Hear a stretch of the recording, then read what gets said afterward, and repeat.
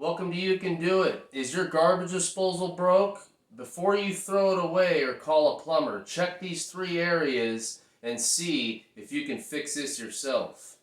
So the first thing we're going to check is the power outlet. That's the first thing you want to check to make sure you've got power to the disposal.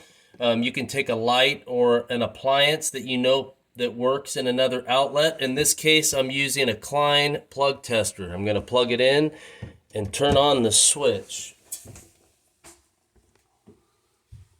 And it's registering that I've got 120 volts and the wiring is correct. So we're good there. Power's good.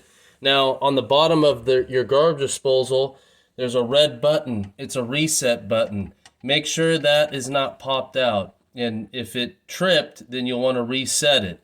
And if that's not the problem and it's bound, let's say you turn it on and you can hear the garbage disposal humming. You want to get yourself a 1/4-inch Allen wrench, and right underneath in the center of the garbage disposal, there's a little spot where you can stick the Allen wrench and crank this thing over.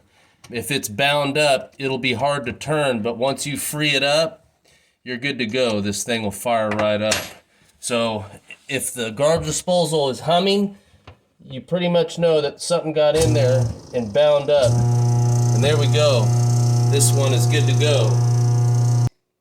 So I hope this video helped you. Thank you for watching You Can Do It, and stay tuned for our next video.